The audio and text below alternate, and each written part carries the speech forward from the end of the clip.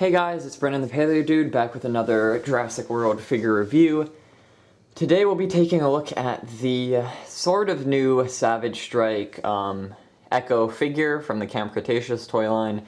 This one I was not lucky enough to get my hands on as I kind of waited a little bit too long to pick it up or get a friend to pick it up.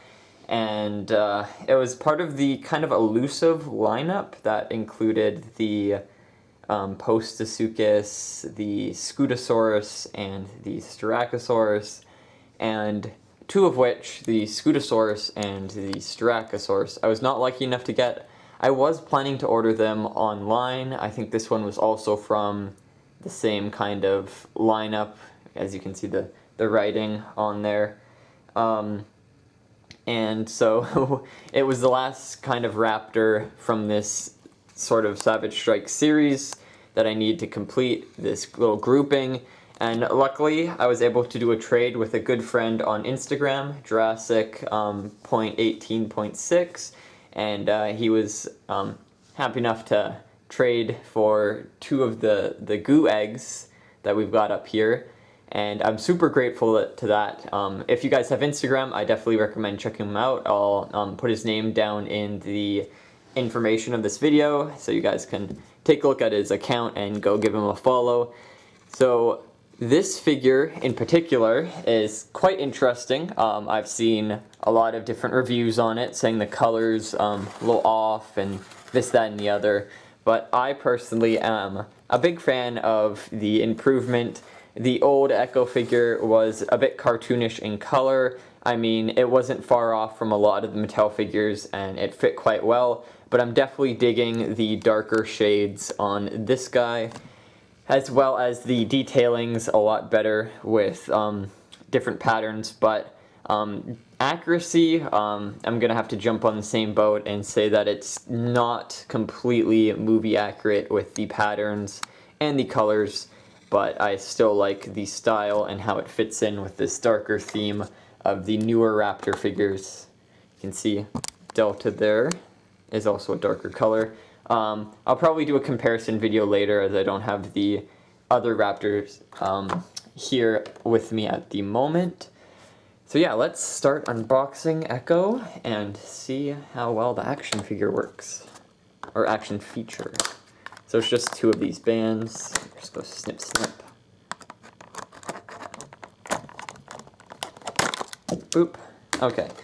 Also the packaging, you see it's, these are stickers. Anywhere that doesn't have English, that is just a sticker that has been stuck on the box, which is very interesting. I've never really seen that before on packaging, but I think that's pretty cool.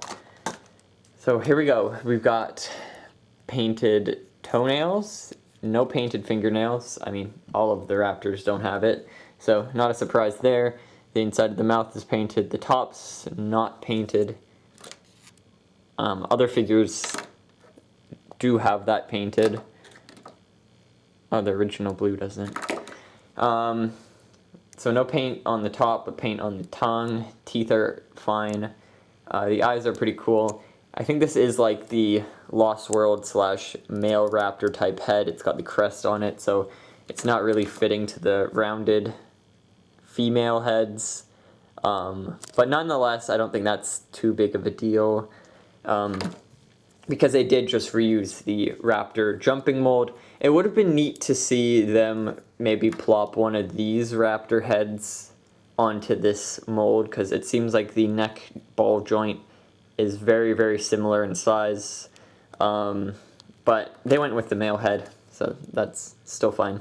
Everything else about it is the same as the typical jumping raptor. The arms are the same, legs, tail. Tail has no paint on it.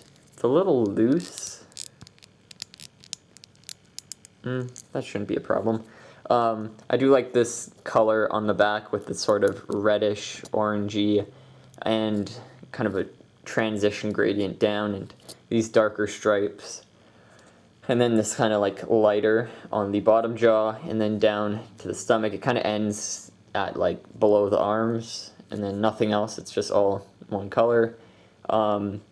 But yeah, no, it fits in well with the rest. So we'll grab the scan code as well real quick.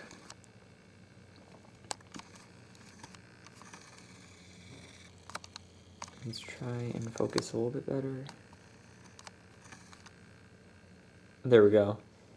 Hopefully you guys can get that. If not, let me know down in the comments and I'll do another scan code video with a few of these guys. Quickly dive into articulation before I end the video. The neck is fully rotatable.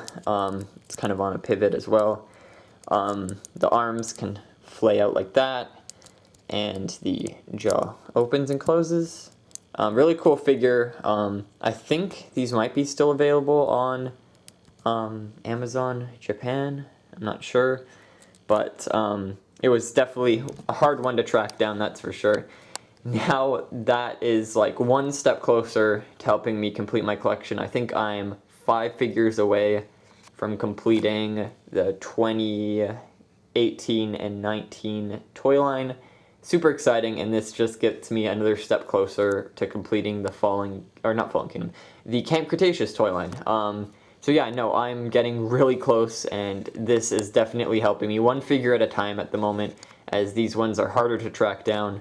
And increasingly expensive online, which kind of sucks, but thank goodness the community is full of wonderful people that are really helping, and just through all these trades and connections, we can help each other complete our collections and get what we want from different places where they might be rather exclusive. So yeah, no. Really happy about that. So hope you guys enjoyed this video. If you did, make sure to leave a comment, a like, and definitely subscribe if you want to see more content like this. And I hope to see you all in the next video. Bye-bye.